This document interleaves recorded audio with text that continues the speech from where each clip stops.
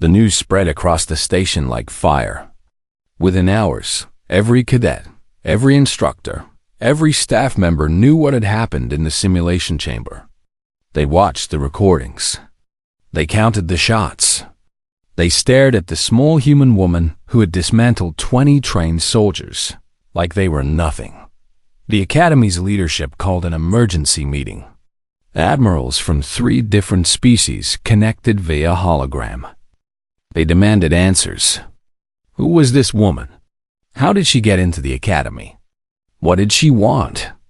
Instructor Doan stood before them, his face tired and old. Her name is Yuna, he said. She applied to the Academy 6 months ago through normal channels. Her records showed nothing unusual. Just another human seeking military training. And you did not notice anything strange about her? Demanded a Velrathi admiral. His scales were dark blue, and his eyes burned with anger. She was quiet, unremarkable. She did everything average cadets do. She blended in perfectly. Then how do you explain what happened? Do-hyun closed his eyes. Because that is what ghosts do. They become invisible. They become nobody. Until they decide otherwise. The meeting lasted 3 hours. In the end, the admirals decided nothing. They argued. They blamed each other. They demanded that Yuna be arrested, questioned, expelled. But nobody wanted to be the one to do it. Nobody wanted to be the one to face a living ghost. While the leaders debated, Woojin made a decision. He walked to Yuna's quarters. His heart was beating fast, but his feet kept moving. He needed to understand. He needed to know why he found her door open. She was sitting on her bed, her rifle beside her, looking out the window at the stars. You have questions, she said without turning around. Ask them. Woojin stepped inside. How did you know I was coming? I know everyone who moves on this station. I know where they go, what they do, who they talk to. It is not a special ability. It is just habit.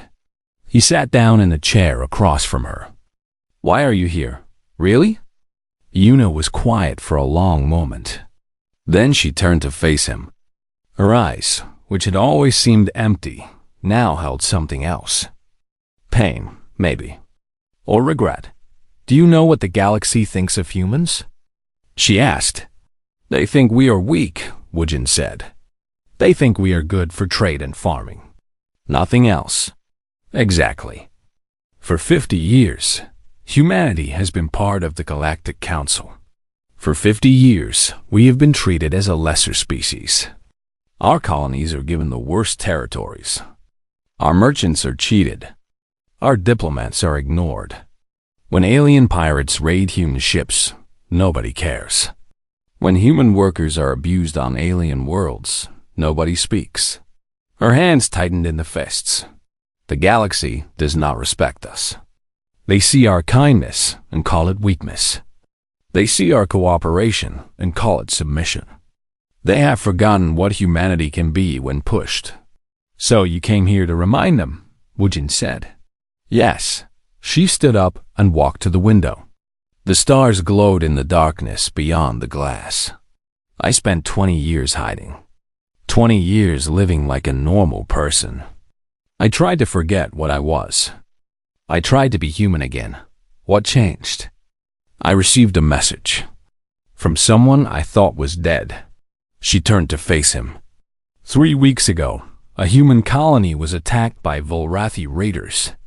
6,000 people lived on that colony. Men, women, children. The raiders killed them all. Not because they wanted anything, just because they could. Because they knew nobody would stop them. Woojin felt his stomach turn. I did not hear about that. No, you would not have. The Galactic Council suppressed the story. They said it was an internal dispute. They told humanity to accept their losses and move on. Her voice became cold. I received a message from one of the survivors. A child who hid during the attack. She told me what the raiders said as they killed her family. They said, Humans are cattle. They exist to serve us. They have no right to resist. Yuna picked up her rifle. She held it gently, like it was a part of her soul. I decided then that hiding was over. The galaxy needed to remember what humans are capable of. They needed to see what we created during the border war. They needed to understand that the calm, peaceful humans they have been exploiting for decades are the same species that built the living ghosts. So you came here, Woojin said, to the academy, where all the future military leaders of the galaxy train together. Yes, every cadet who was in that simulation chamber will go home to their own species. They will tell stories about what they saw, about the small human woman who destroyed their best warriors without breaking a sweat. She smiled. It was a cold smile, but there was something real in it. Fear spreads faster than any weapon. Within a year, every corner of the galaxy will know the story of the living ghost who returned from the dead. They will wonder how many others are out there. They will wonder if the next human they meet might be one of us. Woojin understood now. This was not revenge. It was strategy. She had turned herself into a message. A warning to anyone who thought humanity was easy prey. What happens now? He asked. Now I leave. My work here is done. Where will you go? Wherever I am needed. The colony raiders are still out there. The Velrathi who ordered the attack are still alive. That will change soon. She walked toward the door. Then she stopped and looked back at Woojin. You asked good questions tonight. You showed courage by coming here. Most people would have stayed away. I wanted to understand. And now you do. She studied him for a moment. Humanity needs more than ghosts, Woojin. It needs leaders. People who can fight in the light, not just the shadows. Perhaps you will become one of them. She reached into her pocket and pulled out a small metal disc. She tossed it to him. He caught it and looked at it. It was old and worn. A number was engraved on it. 7. Keep that, she said. If you ever need help, truly need it, find a way to send me a message. Use that number. I will come. How will you find me? That cold smile again. Ghosts find everyone, Woojin. It is what we do. She walked out of the room. Woojin heard her footsteps in the corridor, growing softer and softer until they disappeared completely. He sat alone in the empty room, holding the metal disc in his hand. Outside the window, the stars burned in the endless darkness. The next morning, the academy discovered that Yuna was gone. No one had seen her leave. No cameras had recorded her departure. She had vanished like smoke in the wind, but she left something behind. In the training hall, where she had first revealed herself, someone had carved a message into the metal wall. The words were simple. Humanity remembers. Humanity waits. And when we stop waiting, galaxies burn. Instructor Do-yoon stood before the message for a long time. Cadets gathered behind him, reading the words over and over. Tarek, the Velrathi who had laughed at her on that first day, finally spoke. What do we do now? He asked. His voice was small, afraid. Do-hyun turned to face the cadets. Velrathi, Corvins, humans, all of them looking at him with the same expression. The same fear. The same fear. Now, he said, you go home. You tell your people what you saw. And you remember one thing. The next time you think about attacking a human colony, the next time you think about exploiting human weakness, ask yourself a simple question. He pointed at the message on the wall. Is it worth waking the ghosts? Nobody answered. Nobody needed to. The message had been delivered. Humanity was not prey. Humanity was not weak. Humanity was something far more dangerous than the galaxy had ever imagined. And somewhere in the darkness between stars, a ghost was hunting. 3 days passed after the incident in the training hall. Nobody spoke about what happened, but everyone remembered. The cadets looked at Yuna differently now. They did not laugh at her anymore. They did not even look at her directly. When she entered a room, conversation stopped. When she walked through the corridors, people moved out of her way. Even the Volrathi kept their distance. Tarek had not said a single word since that day. His friends noticed the change. The proud warrior who boasted about his kills, who mocked the weak species of the galaxy, now walked with his head down. He jumped at small sounds. He could not sleep. Wujin watched all of this with growing curiosity. He wanted to talk to Yuna. He wanted to ask her questions. But every time he tried to approach her, something stopped him. Maybe it was fear. Maybe it was respect. Maybe it was both. On the fourth day, the Academy announced a special training exercise. All cadets were required to participate. It was a simulation, a combat scenario designed to test their skills. The Academy used these exercises to rank cadets and identify the best soldiers. The simulation chamber was massive. It could create any environment, any battlefield. Today, it was set to an urban warfare scenario. Destroyed buildings, narrow streets, darkness and smoke everywhere. The rules were simple. Cadets were divided into two teams. One team defended a central building. The other team attacked. Each cadet wore a special suit that registered hits. If you got hit, you were out. The team that eliminated the other team won. The instructors assigned Yuna to the attacking team. Wujin was assigned to the same team. Tarek and most of the Velrathi were on the defending team. Before the exercise began, Instructor Doyun pulled Yuna aside. Wujin was close enough to hear their conversation. "You do not have to do this," Doyun said quietly. "I can exempt you from the exercise. Nobody will question it." Yuna looked at him with those empty eyes. "Why would you do that?" "Because this is not a fair competition.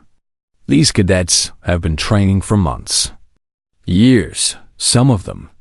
You have been hiding your abilities. If you participate at full strength, you will frighten them. You will break their spirits." Yuna was silent for a moment. Then she spoke. "They laughed at me, Instructor. They called me weak. They said humans were not fit for war. Perhaps it is time they learned the truth." Diane sighed. "Just try to hold back, please. I make no promises." The exercise began. Wujin's team started at the edge of the simulation zone. There were 20 of them, including 6 humans, 8 Varathi, and 6 Corvins. The defending team had the same number. Positioned around the central building, the team leader was a Volrathi named Sirach. He gathered everyone together and started giving orders. "We attack from 3 directions," he said. "Alpha Group takes the left flank. Beta Group takes the right. Gamma Group provides cover fire from the rear. We move fast and hit hard. Standard tactics." Wujin noticed that Yuna was assigned to Gamma Group, the rear position. Basically, she was being kept out of the fight. Yuna did not argue. She simply nodded and moved to her position. The attack began. Alpha and Beta groups moved forward through the ruined streets. Immediately, they came under fire from the defenders. The Velrathi on the defending team were good shots. Within minutes, 3 cadets from Alpha Group were eliminated. 2 more from Beta Group went down shortly after. Wujin was in Beta Group. He crouched behind a broken wall, trying to find a target. The defenders were well hidden. He could not see any of them. "This is not working," he said into his communicator. "They have us pinned down." Sirok's voice came back, frustrated. "Keep pushing. We need to break through." But they could not break through. The defenders had all the advantages. Better positions. Better cover. They were picking off the attackers one by one. After 10 minutes, Alpha and Beta groups had lost half their members. The attack was failing, Then Wujin heard something. A soft sound in his earpiece. A voice he barely recognized. "Clear the left side," Yuna said. In 3 seconds. "What?" Sirach demanded. "Who is this?" "Gamma Group is supposed to stay back." His sentence was cut off by the sound of gunfire, but not the loud, rapid fire of the defenders. This was different. Single shots. Precise. Measured. Pop. Pop. 3 shots. 3 seconds. Then silence. Wujin peeked around his cover. The defenders on the left side, 4 Volrathi, who had been devastating Alpha Group, were all down. All 4 of them eliminated with perfect headshots. "What just happened?" someone asked. "Move now," Yuna's voice said. "Right side clear in 5 seconds." Pop, pop, pop, pop, pop, pop. 5 more defenders down. The remaining attackers pushed forward, not because they understood what was happening, but because they were too shocked to do anything else. The defenders who had seemed invincible moments ago were falling like leaves. Wujin saw Yuna for a brief moment. She was moving through the simulation like smoke. No wasted motion. No hesitation. She would appear from behind a wall, fire once, and disappear before anyone could react. She was not running. She was not hiding. She was hunting. The defenders tried to regroup. They pulled back to the central building, hoping their numbers would protect them. But it did not matter. Yuna followed them like a shadow. Tarek was one of the last defenders standing. He had taken cover in the building's main room, his rifle pointed at every entrance. His hands were shaking. His breathing was fast. "Come on," he whispered. "Come on. Show yourself." For 10 seconds, nothing happened. The room was silent. Then Tarek heard a voice. It came from directly behind him. "You were right about one thing." He spun around, but it was too late. The shot hit him in the center of his chest. He fell to the ground, eliminated. Yuna stood over him, her rifle still raised. Her face showed no emotion. "Humans are not fit for war," she said. "We are fit for something much worse." The simulation ended. Red lights flashed. A voice announced that the attacking team had won. Total time: 4 minutes and 32 seconds. Defenders eliminated 20. Attackers eliminated 5 before Yuna engaged. Shots fired by Yuna 14. Kills by Yuna 14. The cadets gathered outside the simulation chamber. Nobody spoke. The defenders looked at Yuna like she was a monster. The attackers looked at her like she was a god. Instructor Do-Yoon walked over to her. His face was unreadable. "I asked you to hold back," he said. "Why, Yuan?" I began cleaning her rifle. "I did hold back." Do-Yoon stared at her. "That was holding back?" "If I had not held back, the exercise would have ended in under 1 minute. I wanted to give them a chance." She looked up at him. For a moment, something flickered in her eyes. Something almost like sadness. "They needed to understand," she said. "All of them. Humans are not weak. We are not prey. We did not conquer Earth by being gentle. We did not survive 100 wars by being kind." She put her rifle over her shoulder. "The galaxy thinks it knows humanity. It knows nothing. It has only seen our merchants and diplomats. It has never seen what we become when we have no choice." She walked away, leaving the cadets in stunned silence. Wujin watched her go. He thought about what he had just witnessed. 14 shots. 14 kills. 4.5 minutes. Against soldiers who had trained their whole lives for combat, and she had been holding back. For the first time since arriving at the academy, he understood why the galaxy should fear humanity. Not because of their numbers, not because of their technology, but because of what they could create when they were desperate enough. The living ghosts were not just weapons. They were a warning, and now the galaxy had remembered. Woojin could not sleep that night. Every time he closed his eyes, he saw Yuna's face. Those dark, empty eyes. That calm expression. Like she was looking at the world from somewhere very far away. He got out of bed and walked to the Academy's archive room. It was late. The corridors were empty. Most cadets were sleeping or drinking in the common areas. Nobody came to the archives at this hour. The room was filled with old computers and data terminals. Dust covered most of the equipment.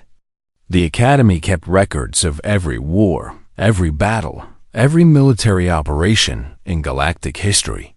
But hardly anyone used this place. Cadets preferred to learn from simulations, not from reading. Woojin sat down at a terminal and started searching. He typed in the words he had heard today. Border war, living ghosts, ghost configuration. The first few results were empty. Classified, restricted, access denied. He tried different searches. Human Special Forces, KR-7 sniper rifle, Colony 9 incident. More empty results. He was about to give up when he found something. A small file buried deep in the archive. It was labeled simply, Declassified Interview, Survivor Account Border. Wore out. He opened it. The file contained a video recording. It was old and damaged. The image flickered and jumped. A man sat in a dark room, his face hidden in shadow. His voice was rough and tired. They want me to talk about what I saw, the man said. Fine, I will talk. But nobody will believe me. Woojin leaned closer to the screen. I was a sergeant in the 45th Infantry Division. We were stationed on Colony 8 during the last year of the war. Things were bad. The rebels had taken most of the outer settlements. We were losing ground every day. Then command told us help was coming. Something special. The man laughed bitterly. Special. That is what they called them. I call them something else. He lit a cigarette. The smoke drifted across the screen.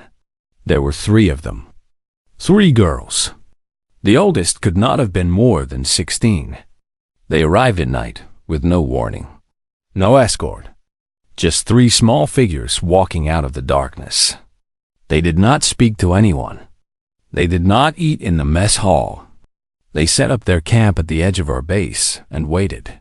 The next morning, command gave us our orders. We were to attack an enemy position 5 kilometers east. Heavy fortifications. At least 200 rebel soldiers. We had tried to take that position 3 times before. We lost 50 men each time. The man took a long drag from his cigarette. The 3 girls left before dawn. They said nothing. They just walked into the darkness toward the enemy base. We thought they were crazy. We thought they would be dead within an hour. We attacked at sunrise. 600 soldiers, tanks, artillery. We expected heavy resistance. We expected a bloodbath. He paused. When we reached the enemy position, everyone was already dead. Woojin felt cold. 217 rebels. Every single one of them killed with a single shot. Headshots. Hard shots. Perfect accuracy. There was no sign of a struggle. No shell casings. No footprints. Just bodies. Everywhere we looked, bodies. The man's hand was shaking. We found the 3 girls sitting on a hill, watching us. They were cleaning their rifles. One of them was eating an apple. Like nothing had happened. Like they had not just killed 200 men in a single night. I walked up to them. I asked them how they did it. The youngest one, she could not have been more than 12, looked at me and smiled. She said, "We do not kill people. We solve problems. You had a problem. Now you do not." The video cut out. Static filled the screen. Then it came back. After that, I asked around. I tried to find out who these girls were. Most people would not talk about them. They were scared. But I found one officer who knew something. He was drunk, and he told me more than he should have. He called them living ghosts. He said they were part of a program so secret that even most generals did not know about it. Earth took children from orphanages, from war zones, from anywhere they could find them. Children who had nothing. Nobody who would miss them. They trained these children from a young age. Not just to shoot. Anyone can learn to shoot. They trained them to become invisible, to feel nothing, to see death as just another task to complete. By the time they were teenagers, they were not human anymore. They were weapons. Pure and simple. The man stubbled out his cigarette. I saw a lot of terrible things during the border war. I saw cities burn. I saw friends die. But nothing scared me as much as those 3 girls on that hill. Because when I looked into their eyes, I saw nothing. No anger. No fear. No joy. Nothing at all. That is what happens when you turn children into killers. You create something that looks human but is not. Something that walks and talks and breathes but has no soul left inside. The video ended. Woojin sat in the dark archive room for a long time. His hands were trembling. He searched for more files. He found scattered reports, witness accounts, classified documents that had been partially released years later. The living ghosts had operated for 6 years during the border war. There were 12 of them in total, each assigned a number instead of a name. Ghost 1 through Ghost 12. They worked alone or in small groups. They never failed a mission. Never. Their confirmed kills totaled over 50,000. But some analysts believed the real number was much higher. Many deaths were never reported. Many bodies were never found. When the war ended, Earth ordered the program terminated. Not because they were ashamed of what they had created, because they were afraid of it. The ghosts were too dangerous, too unpredictable. They could not be controlled. The government sent kill teams after them. According to the official records, all 12 ghosts were eliminated within 1 year. Their bodies were cremated. Their files were destroyed. The program was erased from history. But Woojin found something else. A small note at the bottom of one file. A handwritten edition that someone had scanned years later. It said, "Confirmed kills, 11. Status of Ghost 7, unknown. Presumed dead. No body recovered." Woojin read the note 3 times. No body recovered. He thought about what Instructor Do-yoon had said. About Colony 9. About the city where 40 soldiers went in and only 1 came out. He thought about Yuna. Her quiet voice. Her empty eyes. The way she held her rifle like it was part of her own body. Ghost 7. She was not dead. She had never been dead. She had been hiding for 20 years, waiting. And now she was here, at the Galactic Military Academy, surrounded by aliens who thought humans were weak. Woojin did not know whether to be terrified or amazed. He closed the terminal and walked back to his room. The corridor was still empty. The station was quiet. But Woojin knew that somewhere on this station, a ghost was awake. And he could not help wondering, why was she really here? What was she waiting for? He had a feeling that the answer would change everything. Not just for him. Not just for the Academy. But for the entire galaxy. Because the living ghosts did not come back from the dead without a reason. The silence in the training hall was heavy. It pressed down on everyone like a weight. The cadets did not move. They did not speak. They barely breathed. Instructor Do-hyun stood in front of Yuna's workstation, staring at the small human woman like she was a bomb that might explode at any moment. His hands were still shaking. Sweat formed on his forehead. Tarek, the large Velrathi who had been laughing moments ago, took a step forward. His yellow eyes were narrow with confusion. "Instructor," he said, "what are you talking about? Living ghosts? This is just a small human female. She cannot even hold a rifle properly. You must be mistaken. Dawn turned to look at him. The old instructor's eyes were hard. Sit down, cadet. But sit down. Tarek had never heard that tone from a human before. It was not a request. It was not even an order. It was a warning. The Velrathi warrior felt something cold run through his body. He stepped back and sat down without another word. Doyen looked around the room. Every cadet was watching him.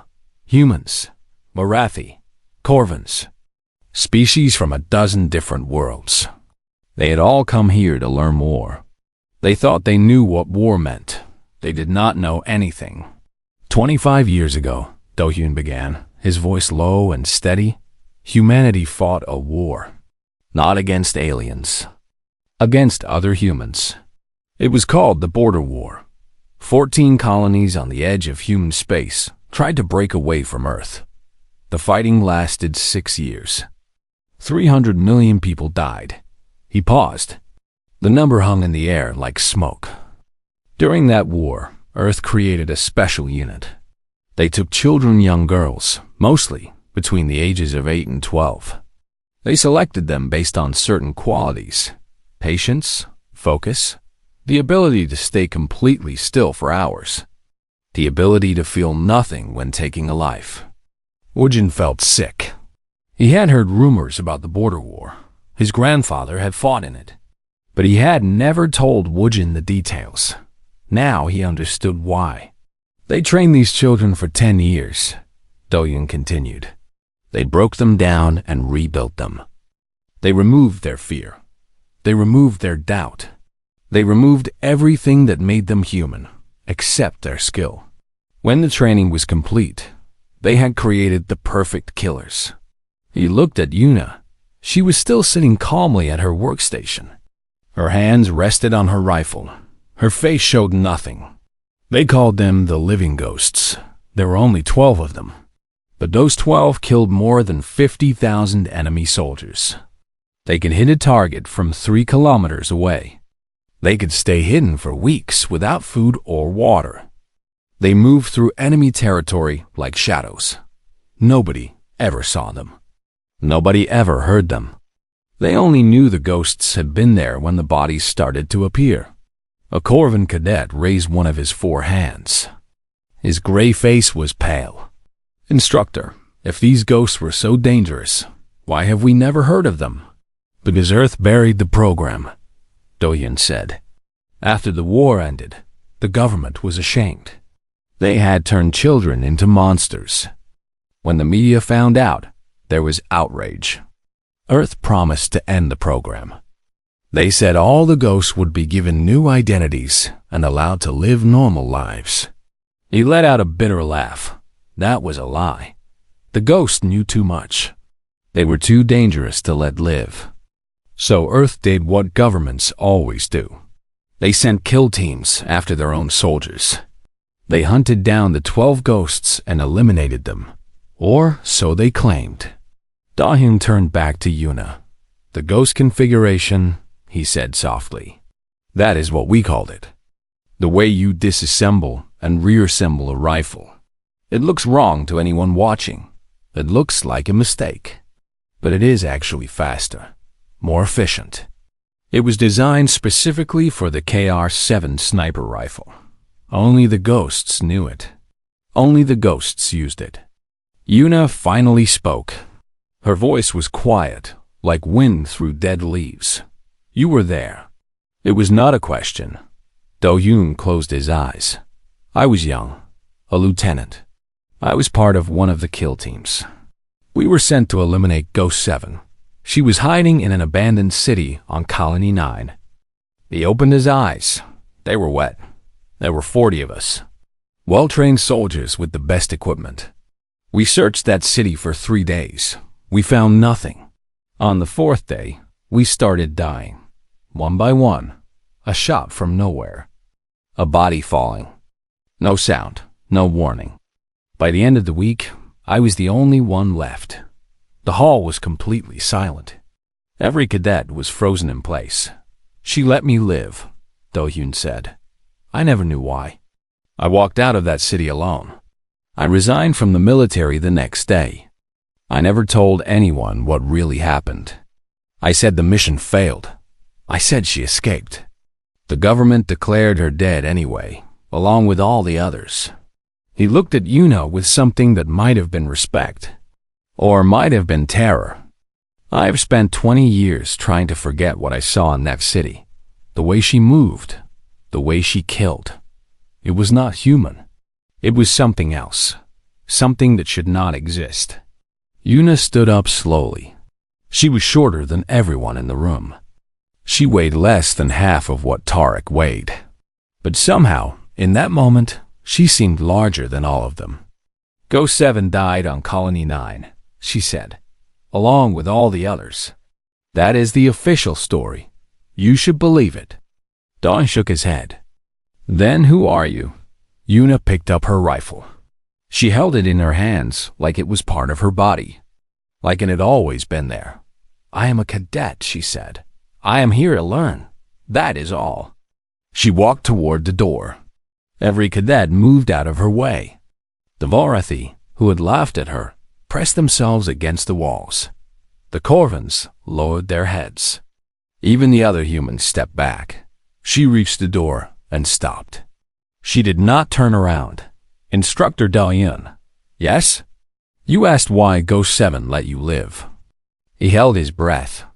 She let you live because you were kind to a child once, on Colony 3, a little girl who was hungry. You gave her your food. You did not know who she was, but she remembered. Dalyun's face went white. His knees buckled. He grabbed a table to keep from falling. That was 30 years ago. How could you possibly know that? Yuna opened the door. Ghosts remember everything, Instructor. Everything. She walked out into the corridor and disappeared.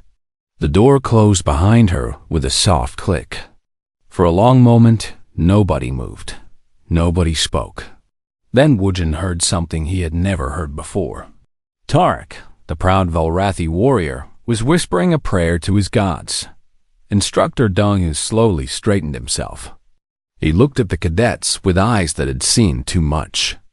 Class is dismissed, he said. Go back to your rooms. Do not speak of what happened here. Not to anyone. The cadets left quickly, eager to escape. Wujin was the last to go. He looked back at Instructor Dahin, who was still standing by Yuna's empty workstation. The old man was crying. Wujin walked out into the corridor. Somewhere on this station, a ghost was walking among them, and he had a feeling that nothing would ever be the same again. The training hall was cold. It was always cold on Station Omega 7. The alien architects who built this place did not care about human comfort. They built it for war, not for warmth. Yuna sat alone at her workstation. She was small, even for a human woman. Her black hair was tied back in a simple knot. Her eyes were dark and calm, like deep water that never moved. She did not speak much. She never raised her voice. Most days, the other cadets forgot. She was even there. Today was different. Today was the rifle assembly test. Every cadet in the Galactic Military Academy had to show their skill. They had to take apart a standard military rifle and put it back together. Speed mattered. Technique mattered. The instructors watched everything. Yuna opened her case. Inside was a KR-7 sniper rifle. It was old. The metal was scratched. The stock had small marks on it, like someone had carved tiny lines into the wood. Nobody knew why she used such an old weapon. The academy provided new rifles to everyone, but Yuna had requested this one specifically. She said it was hers. The Vorathi cadets at the next table looked at her and laughed. The Vorathi were tall. Their skin was blue, and their eyes glowed yellow. They came from a warrior planet. Their people had been fighting wars for 10,000 years. They believed they were the best soldiers in the galaxy. Humans, to them, were weak, soft, good for farming and trading, but not for war. Look at the little human, said Tarek. the biggest of the Volrathi. His voice was deep and rough. She brings her grandfather's rifle to a military test.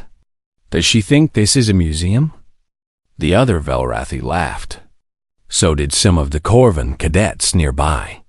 The Corvans were shorter than humans, with gray skin and 4 arms. They were not as proud as the Volrathi, but they enjoyed watching others fail. Yuna did not look up. She did not respond. Her hands moved to the rifle, and she began to work. On the other side of the hall, a young human man named Wujin watched her. He was tall and strong, with short black hair and kind eyes. He was one of the few humans at the academy. Most humans did not join the galactic military. The pay was bad, and the aliens did not respect them. But Wujin wanted to prove something. He wanted to show that humans could be warriors too. He had noticed Yuna on the first day of training. She was quiet. She kept to herself. She never joined the other cadets for meals or training exercises. When they ran, she ran alone. When they practiced combat, she stood in the back. Some cadets thought she was scared. Others thought she was lazy. Wujin was not sure what to think. He watched her hands now. They moved fast. Very fast. But the way she was taking apart the rifle was strange. She was not following the standard method. She was doing something different. The instructors taught everyone the same technique. Step 1. Remove the magazine. Step 2. Clear the chamber. Step 3. Separate the upper receiver. And so on. Every cadet learned these steps. Every cadet followed them. Yuna was not following them. She removed the barrel first. Then she took out the firing pin. Then she disconnected the scope mount before touching the trigger assembly. It made no sense. It was completely backwards. Tarek saw this and laughed harder. What is she doing? Did nobody teach her how to handle a weapon? This is embarrassing. More cadets gathered to watch. They whispered and pointed. Some of them smiled. A human making a fool of herself was entertaining to them. But Wujin did not smile. He watched Yuna's hands more closely. She was not making mistakes. Every movement was exact. Every action had purpose. She knew exactly what she was doing. She just was not doing what everyone expected. Instructor. Do-hyun stood near the front of the hall. He was a human man in his 50s, with gray hair and a scar across his left cheek. He had served in the military for 30 years before becoming a teacher. He was strict but fair. The alien cadets did not respect him because he was human, but they feared him because he had survived 3 wars. Do-hyun heard the laughter. He turned to see what was happening. At first, he looked annoyed. Cadets making noise during a test was against the rules.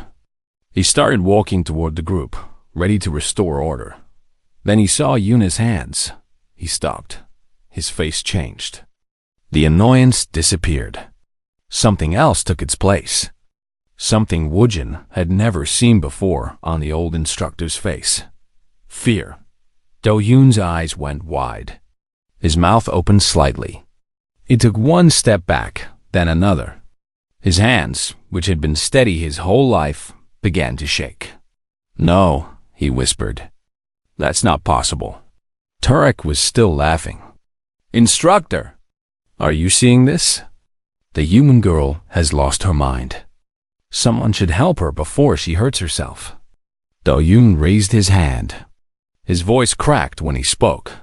"Stop." The laughter died. Every cadet in the hall turned to look at the instructor. They had never heard him sound like this. He was always calm, always in control. Now he looked like a man who had seen a ghost. "Everyone, stop what you are doing. Now." Yuna's hands paused. She looked up for the first time. Her dark eyes met the instructor's. She did not look surprised. She did not look worried. She looked like someone who had been waiting for this moment. Do-hyun walked toward her slowly. His boots made heavy sounds on the metal floor. The hall was completely silent now. Even the Vorathi had stopped smiling. The old instructor stopped in front of Yuna's workstation. He looked at the rifle. He looked at the way she had arranged the parts. He looked at the small marks carved into the stock. Then he looked at her face. "Where did you learn that?" he asked. His voice was barely above a whisper. Yuna did not answer. Do-yoon turned to the other cadets. His face was pale. When he spoke, his words made everyone in the room feel cold. "This woman is not a cadet," he said. "She is not here to learn. What she just did with that rifle. There are only 12 people in human history who knew that technique. They were called the Living Ghosts. They were the deadliest snipers humanity ever created. Every single one of them was declared dead 20 years ago." He turned back to Yuna. "But you are not dead, are you?" Yuna said nothing. She simply began to reassemble her rifle, her hands moving like shadows in the dim light of the training hall. Woojin felt his heart beating fast. The Velrathi were no longer laughing. For the first time since he had arrived at the academy, the aliens looked afraid, and Yuna just kept working, calm as still water.